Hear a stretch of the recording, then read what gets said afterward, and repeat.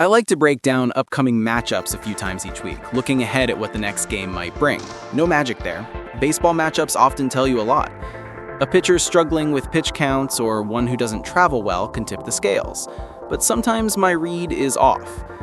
This time, I said the Cubs probably needed to beat Adrian Houser to win, and that it'd be ideal if Shōta Imanaga pitched into the 7th to help the bullpen.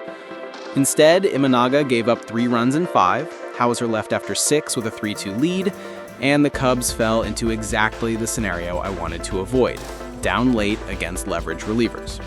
To be fair, Tampa Bay's bullpen isn't the scariest in baseball, but the modern game makes late comebacks tough. Teams stack arms with big velocity and awkward deliveries, and once you're behind, the odds get slim. The game really turned in the 6th. With the Cubs already down 3-1, Willie Castro grounded into a bases-loaded 1-out double play. It felt like the moment that would come back to bite. Then Javier Assad came in for a rare relief appearance. It started shaky, but he wriggled out of 2nd and 3rd 1-out trouble with a strikeout and pop-out. In the 7th, he induced another huge double play to escape. Rough outing, but absolutely critical to the comeback win. That's been the Cubs all year. Flexible, selfless, and willing to embrace new roles. Assad is just the latest example of someone stepping up when asked. And speaking of roles, is Andrew Kittredge the 4th Cub to feel like the closer this year, joining Presley, Hodge, and Palencia? Offensively, the homegrown trio of Nico Hoerner, Ian Happ, and Moisés Ballesteros carried the day. Batting .234, they combined for 6 of the team's 10 hits, the only homer, and all 4 RBIs. Another win, another step closer. The Cubs have 85 victories and should clinch a playoff berth on this road trip. The top wildcard seed isn't out of reach either. Pitch counts.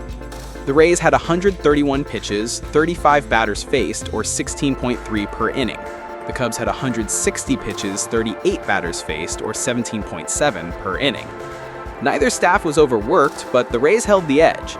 With 10 hits and 3 walks, the Cubs might feel lucky to pull this one out, but double plays shaped both sides. 3 stars of the game. Nico Hoerner, 2 for 4, double, 3 RBIs, including the game winner. He's up to .299 and having a red-hot September.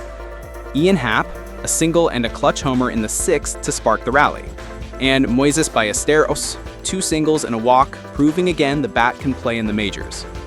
WPA heroes and goats. Superhero, Nico Hoerner, .474 WPA. His 7th inning double flipped the game. Hero, Andrew Kittredge, .158 WPA, struck out 3 in a 1-inning save. Sidekick, Javier Assad, .14 WPA, 2.1 gutsy innings to keep it close. Goats, Reese McGuire, -.163, Willie Castro, -.134, and Shōta Imanaga, -.104. Next up, the Cubs head to Pittsburgh to face the Pirates, who, despite an overall poor record, have been solid at home. Jamison Talion gets the ball for Chicago against young right-hander Braxton Ashcraft, who's been quietly excellent of late. The Cubs haven't solved him yet, so the key will be working up his pitch count and getting to the bullpen. The magic number is down to 4 with 13 games left. The final push is on. Time to lock in the playoff spot and let Counsell start shaping his October roster.